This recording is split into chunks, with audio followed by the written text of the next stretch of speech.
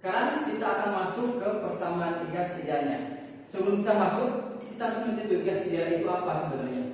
Gas ideal itu adalah gas murni teoritis, yang artinya nggak ada gas di kenyataan di alam ini yang berbentuk ideal. Gas ideal itu nama lainnya gas sempurna. Jadi karena ilmuwan itu susah mempelajari sifat asli dari gas, maka dianggap aja nih mereka itu ideal. Yang artinya semua gas kalau dianggap ideal, berarti gas itu sama. Gas A dan B, kalau mereka dianggap ideal, berarti gas A itu bakalan sama dengan gas B secara sifatnya. Sebelumnya ada beberapa dasar tentang gas ideal. Yang pertama itu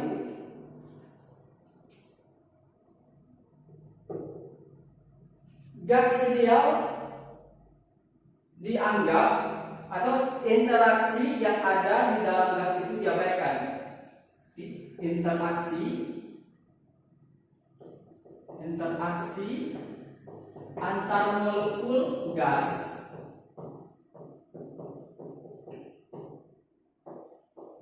diabaikan.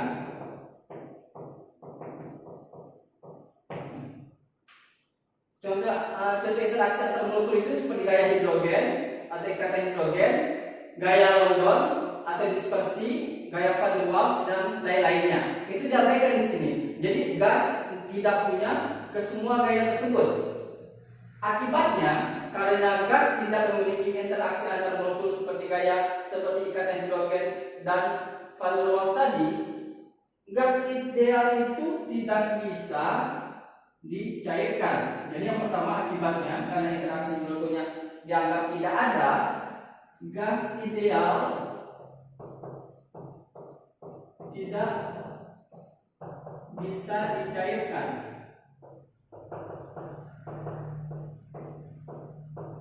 Jadi dia akan tetap berbentuk gas. Walaupun kita ubah suhu dan tekanannya sampai berapapun, dia akan tetap berwujud gas. Itu sangat bertolak belakang dengan kenyataan. Semua gas, bahkan helium yang merupakan gas sekaligus unsur yang atomnya paling terkecil, itu masih bisa dicairkan walau dengan suhu yang sangat rendah. Yang kedua, akibat interaksi yang diabaikan, gas ideal itu tidak bisa larut. Gas ideal tidak dapat larut dalam pelarut apapun. Jadi ketika gas dianggap ideal, maka dia tidak bisa larut. Itu bertolak belakang lagi dengan kenyataannya. Contohnya saja oksigen.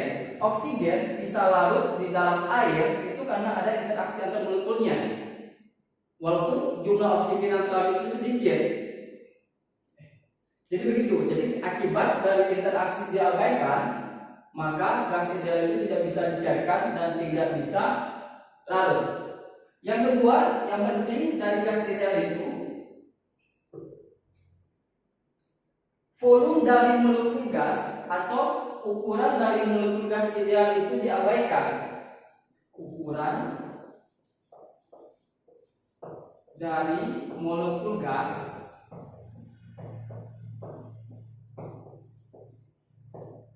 diabaikan. Atau kita bisa menganggap volume dari gas ideal itu 0. Jadi volume molekulnya ya, bukan volume di tempatnya, tapi volume molekulnya itu sendiri 0. Dianggap di sini 0. Tapi gas ideal itu dianggap memenuhi semua bagian wadahnya.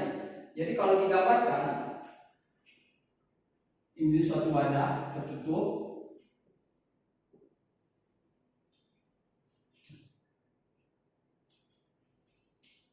Gas nyata atau gas yang sebenarnya itu,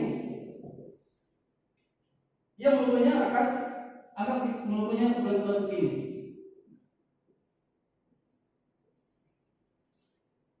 Volume gas itu adalah total dari ukuran molekul yang bulat-bulat ini, itu totalnya. Sedangkan pada gas ideal,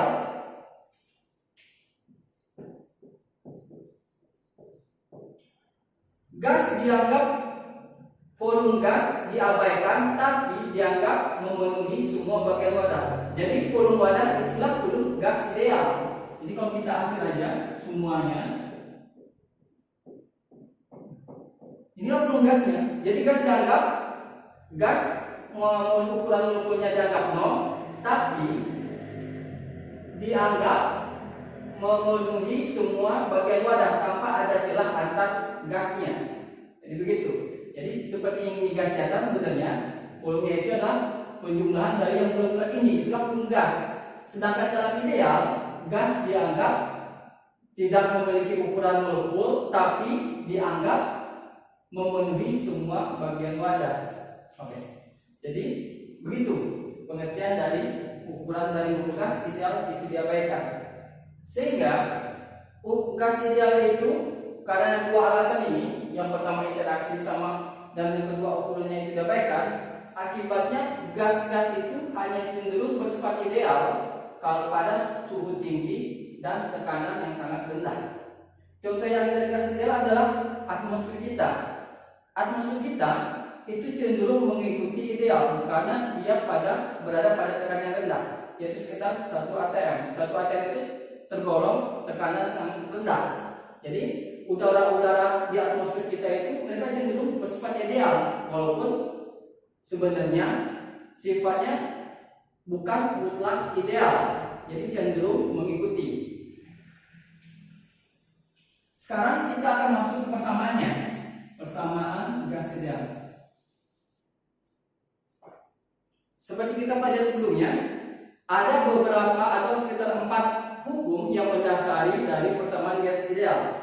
Yang pertama itu adalah hukum Charles, hukum Boyle,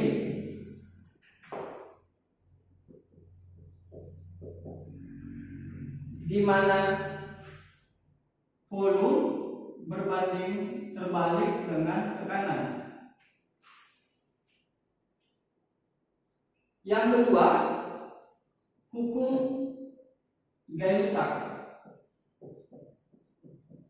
di mana tekanan itu berbanding lurus dengan temperatur atau temperatur mutlak, temperatur Kelvin. Yang ketiga, hukum Charles,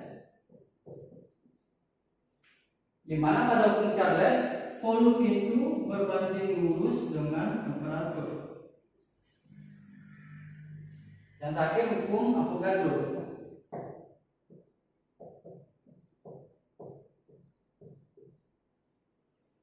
Hukum Avogadro,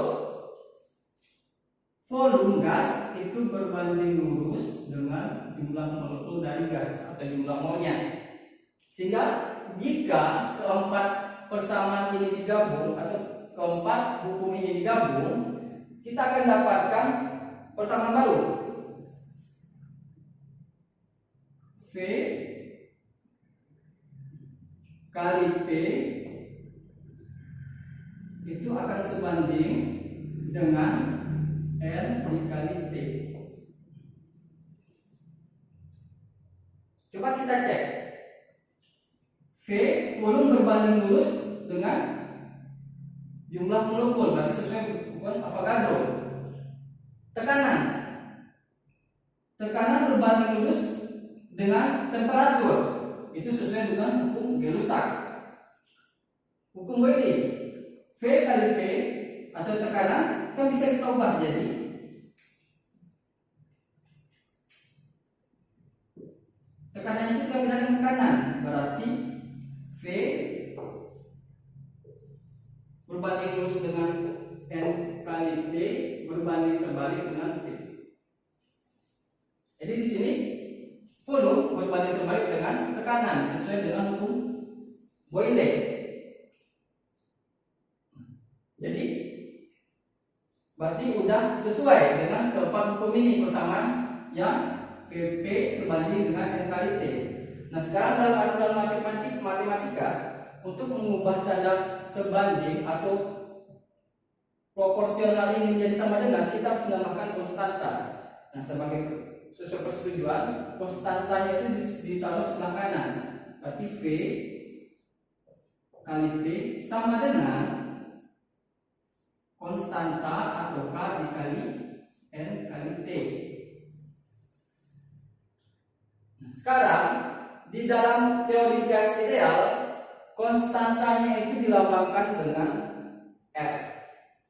Jadi bisa kita ubah V kali P sama dengan R N T, atau lebih biasa ditulis V kali P sama dengan N RT. Inilah persamaan gas ideal yang dihasilkan. Jadi pada teori gas ideal, V kali P atau volume kali tekanan itu akan sama dengan jumlah mol gas dikali tetapan R dikali temperatur mutlaknya atau suhu dalam Kelvin. Berarti rumusnya Vp sama dengan nRT. V di sini volume satuannya liter, P di sini tekanan satuannya atm atau atmosfer, N di sini jumlah molekul gas satuannya itu mol, R di sini tetapan besarnya 0,082 dengan satuan liter atm per mol Kelvin. Sedangkan T ini suhu atau temperatur dengan satuan Kelvin. Berarti di situ sampai di sini teori gas idealnya. Kita akan lanjut pada soal tentang gas ideal. Selanjutnya kita masuk pada soal yang pertama. 10 mol gas ideal pada temperatur 727 derajat Celcius memiliki tekanan 2 atmosfer. Berapa volume dari gas ideal tersebut? Kita cari dulu yang diketahuinya. Berarti 10 mol, berarti jumlah mol dari gasnya itu 10, atau jumlah gasnya 10 mol. Temperaturnya 727 derajat Celcius, berarti T-nya 727 derajat Celcius. Dia harus dalam Kelvin, berarti 2, berarti jadi 1000, ya 1000 Kelvin. Tekanannya berarti P-nya itu 2 atmosfer. Berapa volume gas ideal tersebut? Tadi yang ditanya V-nya berapa? R-nya itu sebagaimana kita ketahui 0,082 liter atm per mol Kelvin, itu satuannya. Sekarang kita bisa cari.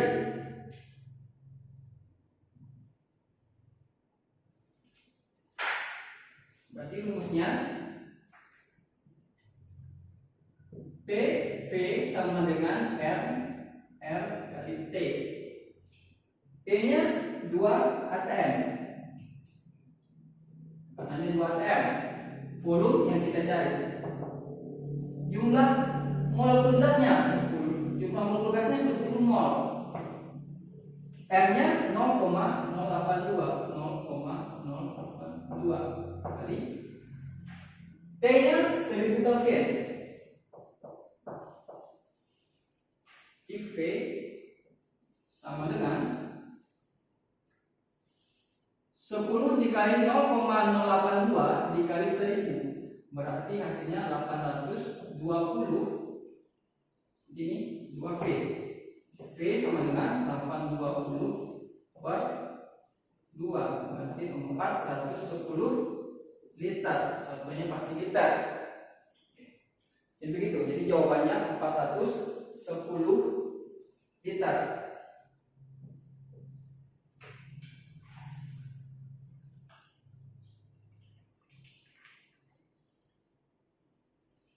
Sekarang pada soal kedua. Gas helium dan neon masing-masing sebanyak 8 mol dan 2 mol. Jadi jumlah heliumnya 8 mol, neonnya 2 mol. Ditempatkan pada wadah bervolume 5 liter. Jadi dia ditempatkan pada wadah yang sama, yang dimana volume wadahnya itu 5 liter. Jadi dia dicampur di sini di dalam wadahnya. Jika kedua jadi jika kedua gas dianggap ideal, jadi gas helium dan yang itu dianggap ideal di sini, berapakah tekanan di dalam wadah pada suhu 227 derajat Celcius? Jadi kita cari dulu yang diketahuinya. Jadi jumlah molekul dari helium, berarti helium itu kan He. Jumlah molekul dari helium 8 mol. Jumlah molekul dari neon Na, neon 2 mol. Wadah volume wadahnya berarti volumenya itu 5 liter. Berapakah tekanan? Suhunya itu T. Jadikan ke Kelvin berarti 500 Kelvin. Ya harus Kelvin. Yang R-nya sudah pasti 0,082. Yang ditanya itu tekanan di dalam wadah, berarti berapa P-nya? Sekarang dia dua jenis gas. Kalau ingat, kalau di gas-gas tersebut dianggap ideal, berarti mereka adalah sama. Jadi kalian jumlahin aja jumlah N-nya itu, berarti sekarang molnya itu ada 10.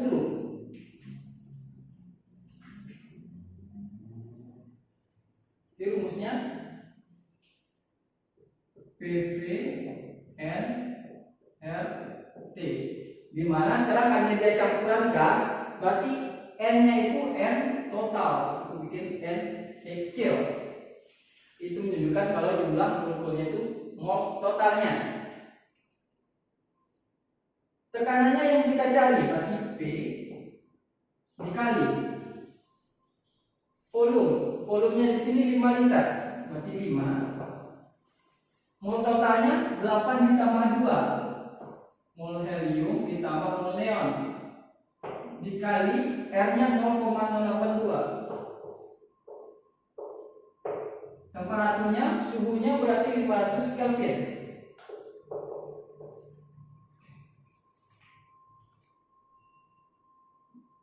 Berarti P dikali 5, 5P sama dengan 8 tambah 2 10 dikali 0,082 dikali 500, berarti P tekanannya sama dengan 10 dikali 0,082 dikali 500 dibagi sini, berarti 5. Berarti hasilnya 82 atmosfer. Satuannya pasti atmosfer KTM. Udah, berarti soalnya sampai sini. Selanjutnya soal ketiga. Di sini gimana cara membaca sebuah grafik gas ideal? Grafik V versus P. V-nya itu di sumbu X-nya itu volume, sedangkan di sumbu Y-nya itu P tekanan. Yang ditanya mana pernyataan yang benar dari keempat ini? Itu yang akan kita cari. Nah, kita kan tahu rumus persamaan gas ideal itu P kali V sama dengan nRT. Atau bisa kita ubah P sama dengan nRT per V. Jadi kayaknya adalah V versus P, berarti kita cari juga P versus V-nya. Berarti di sini tekanan itu berbanding terbalik dengan volume. Berarti P berbanding terbalik dengan volume, karena dia ada di bawah pada atas, berarti berbanding lurus. Berarti yang kita cari P itu, kalau P besar berarti V-nya itu kecil. Begitu sebaliknya. Caranya kalau disuruh mencari, kalian bikin garis di mana P-nya itu sama. Berarti bikin garis di sini. Berarti ini menunjukkan kalau pada garis ini tekanannya itu sama. Kalau tekanan sama,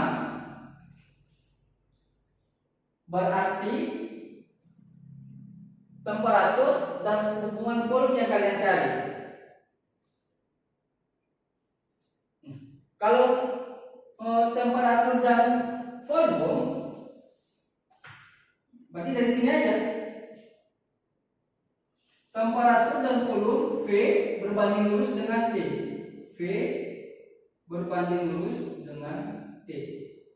Karena kenapa kita ambil V dan T? Karena tekanan di sini sudah sama semua. Berarti kalau tekanan sudah sama, volume akan berbanding lurus dengan temperaturnya. Berarti kalau volume besar, temperaturnya besar. Jadi dasarnya ini kita ambil. Karena tekanannya sama. Sekarang kita tarik garis lurus bawah yang ini. Berarti ini V1 nya di sini. Dari titik sini ke bawah.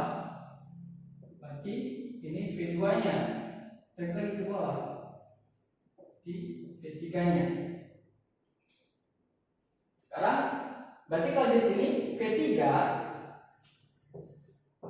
berarti kan semakin tekanan semakin besar volume. Berarti V3 besar dari V1, besar dari V2, besar dari V3, V1 ya.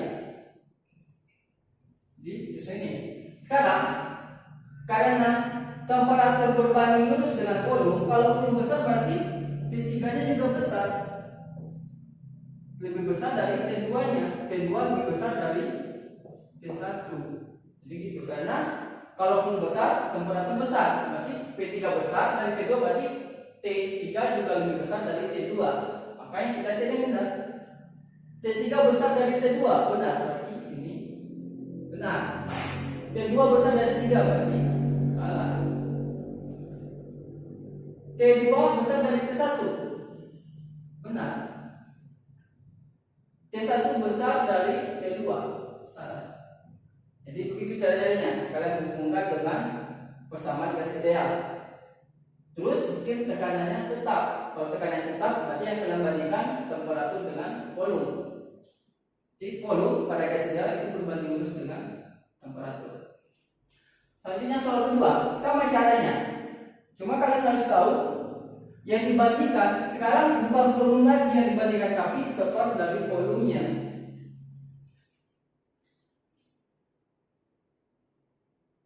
Caranya sama, kalian bikin P-nya di sini tetap dulu, karena kalau udah P tetap baru bisa suhu dibandingkan dengan volume. Ambil garis yang tetap berarti sini aja.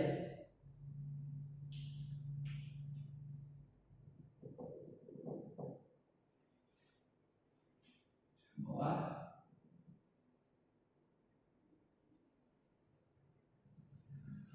Berarti ini seper dari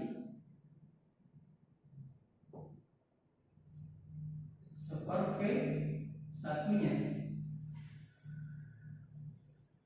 Yang ini seper dari V2 nya. Terus yang ini jadi seper dari V3 nya. Nanti kita dapatkan bahwa seper V1 itu lebih besar dari seper V2, lebih besar dari seper V3. Karena semakin besar. Karena kita membandingkan temperatur dan seper volume, kita bikin lagi persamaan gas ideal. P kali V sama dengan RT.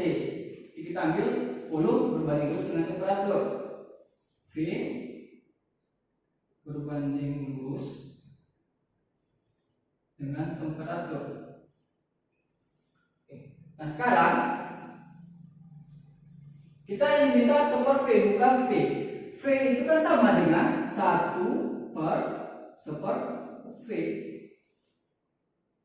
Berarti dia berbanding lurus 1 per seper V. Nah, berarti di sini apa? Maksudnya di sini seper V itu berbanding terbalik dengan temperatur. Kalau di sini volume berbanding lurus dengan temperatur, tapi seper volumenya itu berbanding terbalik dengan temperatur. Karena ini di bawah, ini di atas. Nah, berarti kalau seper V-nya besar, itu berarti T-nya kecil. Berarti T1 itu kecil dari T2. Begitu juga T2 kecil dari T3.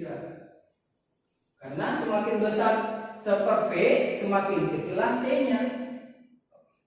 Jadi di sini bisa kita cari T1, T3 besar dari T2. Berarti benar. T2 besar dari T3. Salah.